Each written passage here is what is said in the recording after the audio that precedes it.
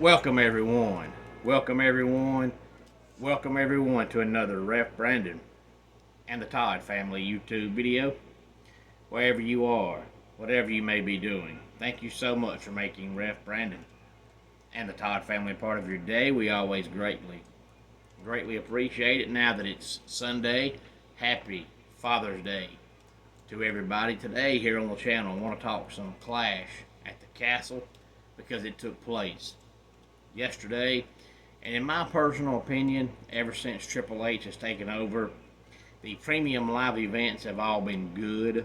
Notice I said good, not great, because you're not going to have one premium live event per month and every single one of them be great. But they can at least all be good. I feel like a lot of times when Vince McMahon was in charge, a lot of the premium live events just felt like an extra Raw. Just felt like an extra SmackDown with fewer commercials. The match was just good and not great. A lot of times it was predictable and really nothing exciting happened. I feel like that's no more. I feel like since Triple H has taken over all the premium live events, they don't feel like an extended Raw or an extended SmackDown with less commercials. They feel like premium live events. The crowds are always into it. It's not very predictable, which is what you want. There's no point in watching wrestling if you could sit here and predict every single thing that's going to happen ever. But yesterday opened with Cody Rhodes defeating AJ Styles to retain the undisputed WWE Championship in an I Quit match. And then we saw the worst match on the card, and I'll tell you why in just a second, but Alba Fire and Isla Dawn defeated Bianca Belair and Jade Cargill and Shayna Baszler and Zoe Stark in a triple threat tag team match to become the new women's tag team champions. Now, people that watch WWE regularly know that the women's tag team championships do not mean a hill of beans. A lot of even the hardcore fans could not tell you the last 5 women's tag team champions because nobody cares. That's not why the match sucked. The match sucked because of Jade Cargill.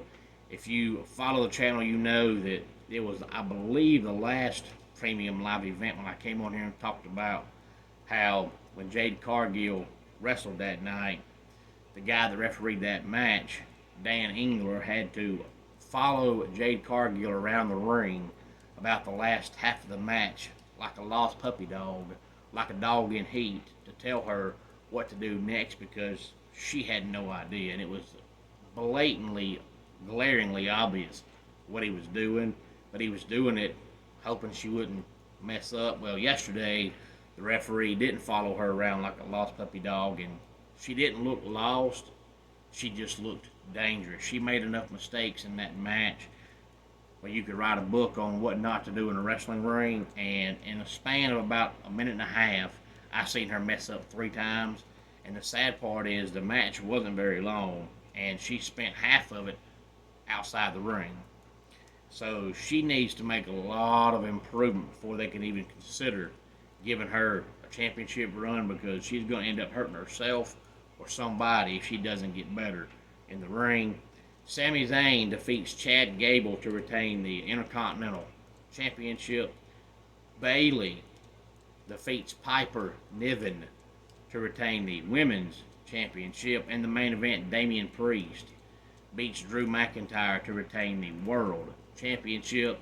We saw a continuation of the feud between CM Punk and Drew McIntyre. They're trying to keep CM Punk relevant and keep him on TV as much as they can so that when he comes back, people remember who he is and what he was doing before he got hurt.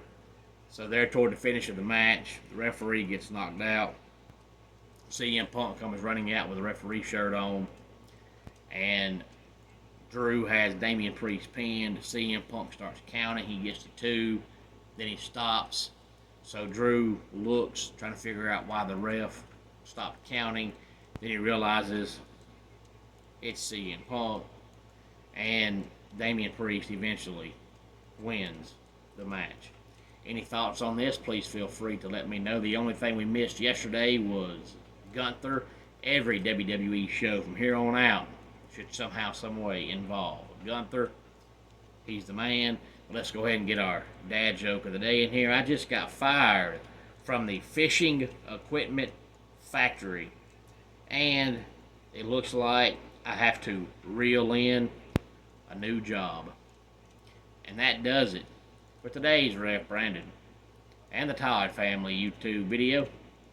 Until next time, it's Ref Brandon saying, just like in pro wrestling, life can be over by the count of three. Tell your friends and family how much you love them. Bye.